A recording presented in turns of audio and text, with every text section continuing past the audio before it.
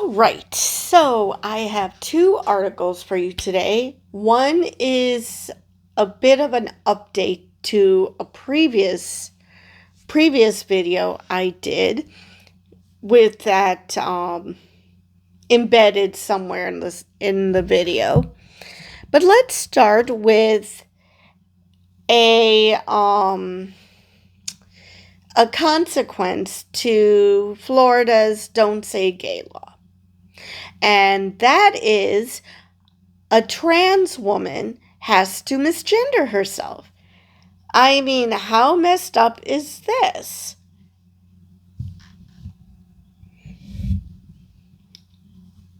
Anyway, the headline is Appeals Court Rules Transgender Florida Teacher Cannot Use Female Pronouns in School. Now, I'm going to quickly show you what this woman looks like, simply because I know there are so many people who, way too many people who seem to think that all trans women are men in dresses. I mean, drag queens don't even look like that. So, let me turn you around. Just move you first so you don't see my... Okay, this is her. Okay? Totally looks like a woman. All right. Bring you back. All right. So, let us continue. A divided appellate court overturned a ruling that said the restrictions violated Katie Wood's First Amendment rights, which, how does it not? Seriously. I mean, she is a she. Just because you think trans people don't exist doesn't change the fact that trans people exist. So, a transgender teacher in Florida cannot refer to herself with female pronouns, according to a federal appeals court.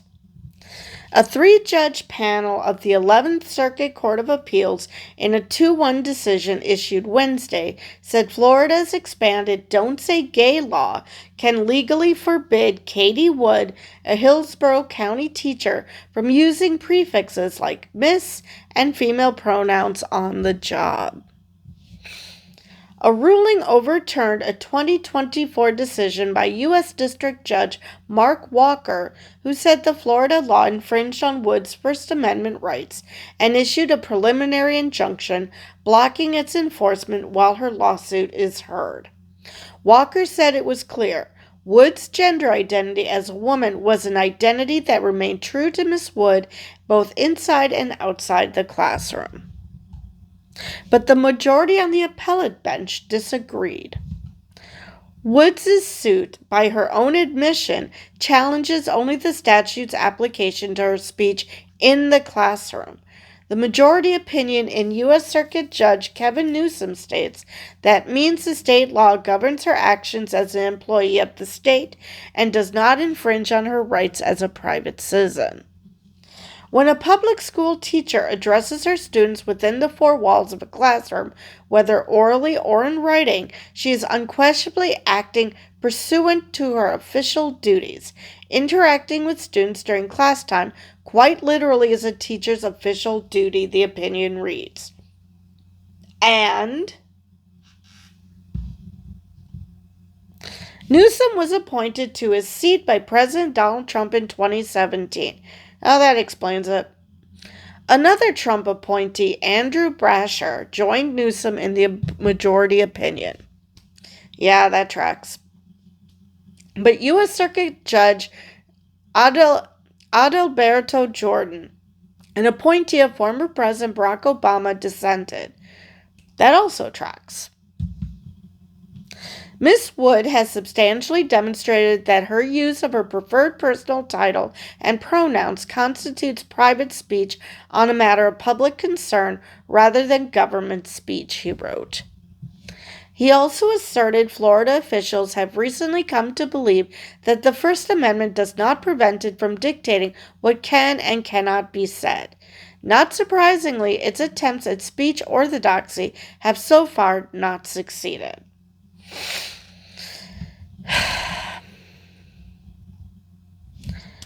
Yes, because Republicans lately seem to think that free speech only applies to them. And if you disagree with them in any way, you're somehow infringing on their speech, but somehow if they do the same thing against you, that's just them exercising their free speech rather than forcing their speech down your throat or something.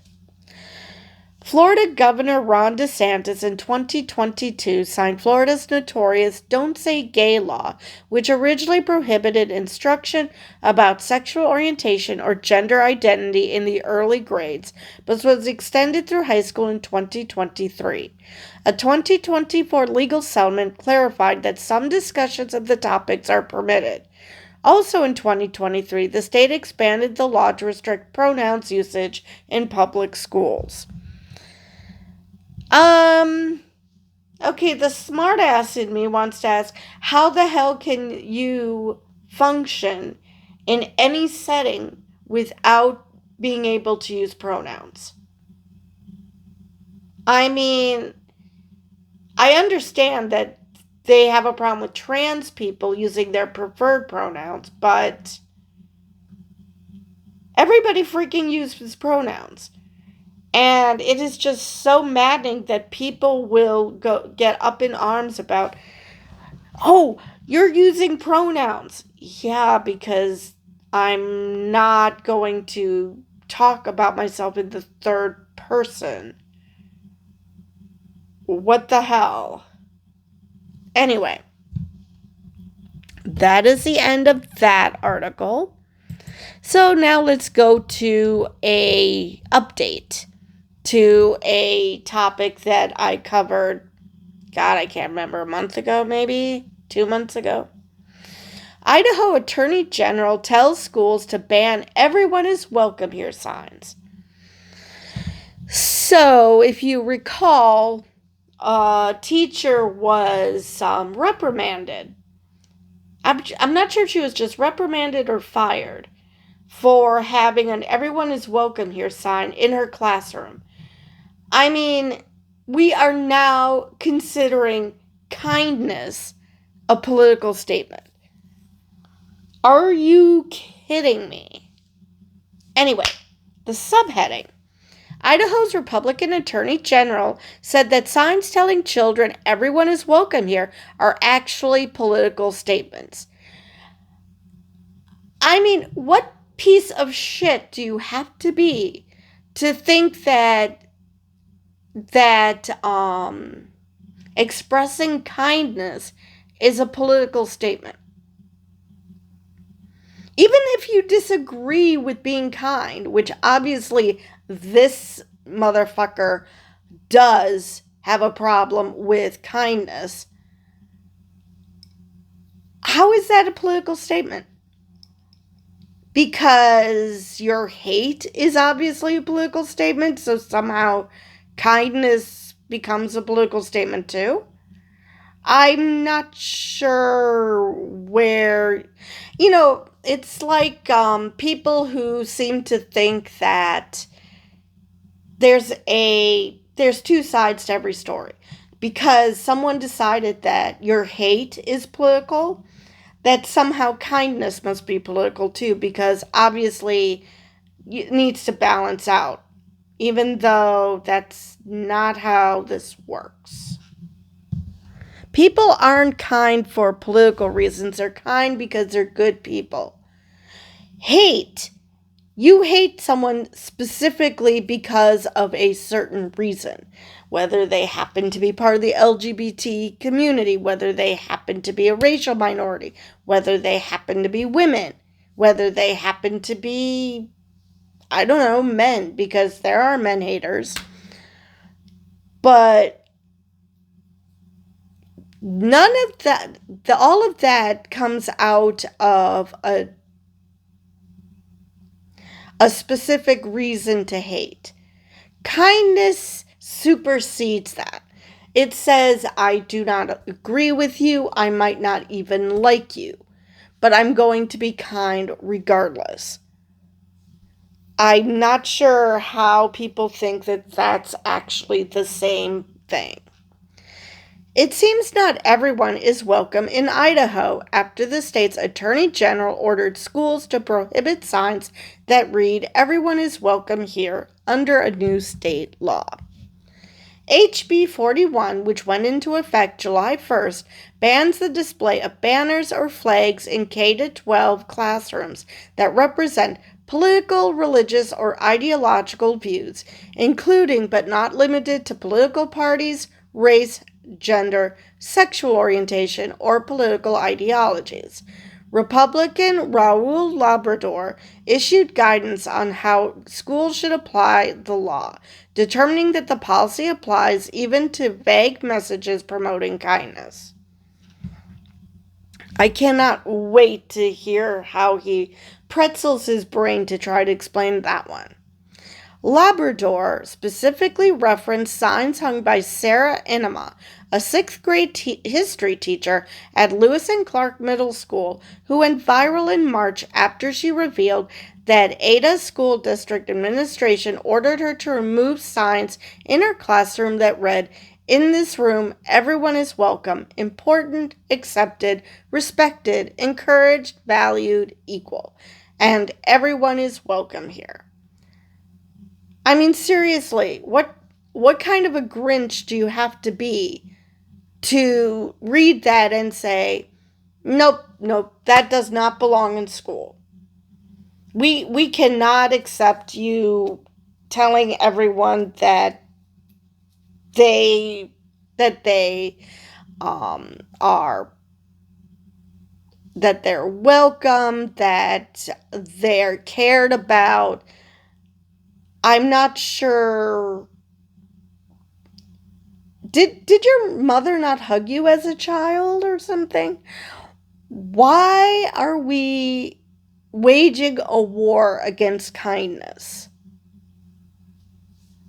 Very, very strange. These signs are part of an ideological social movement which started in Twin Cities, Minnesota, following the 2016 election of Donald Trump, he wrote.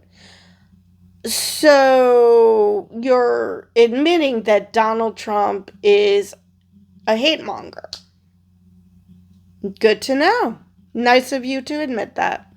Since that time, the signs have been used by the Democratic Party as a political statement.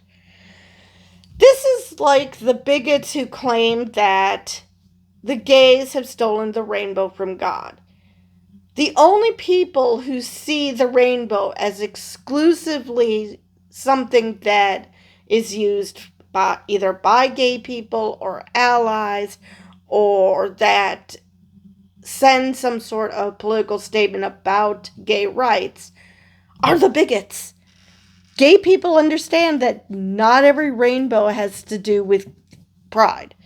I mean, same thing here. Because Democrats are that there are Democrats who exhibit kindness, that somehow that makes it a political statement. Okay, that makes sense. The Idaho Democratic Party even sells these signs as part of its fundraising efforts. Yeah, and?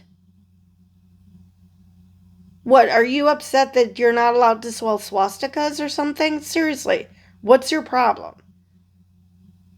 So you're basically saying Democrats are the kindness party and Republicans are the hate party. Are you sure that is the statement you want to make? Maybe he does. Maybe he's that much of a hate monger that he thinks that being hateful is the way to go. The movement that began in Minnesota, referenced by Labrador, was a group of local moms who carried pastel signs that stated, "All are welcome here," in protest of someone tagging their children's high school with racist graffiti following Trump's election, as reported by KARE 11.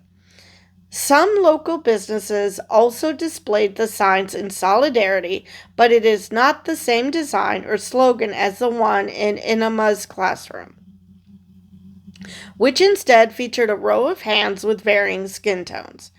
And obviously that means that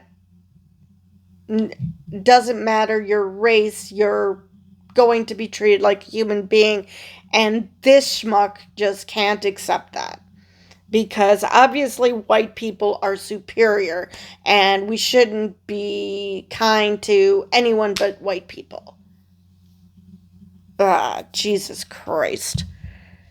Not to mention,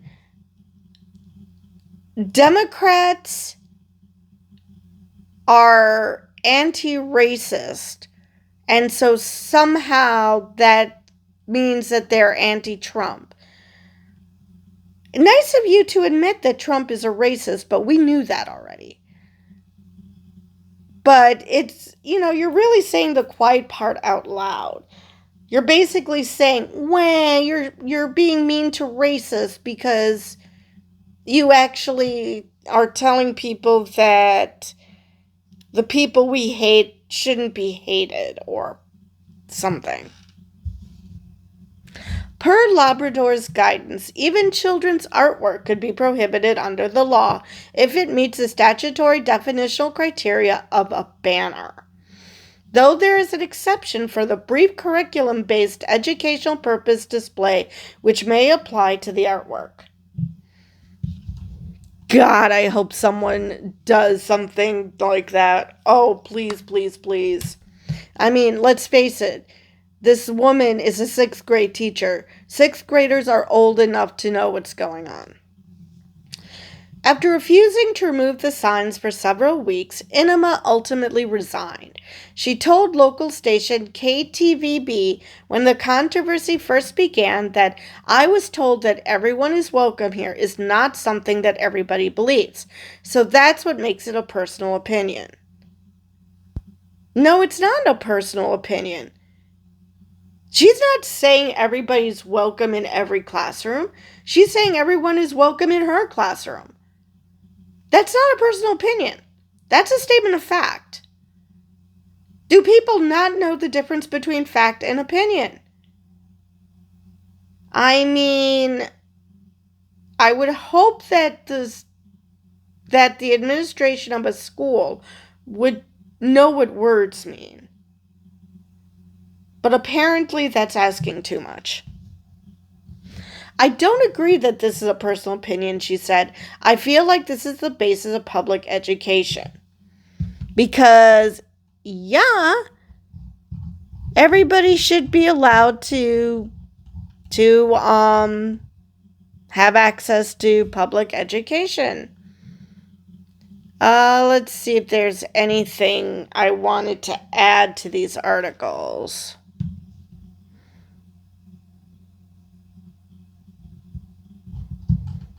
I don't think so. So anyway, that is all I have for this video. And with that, I will see you guys in the next one.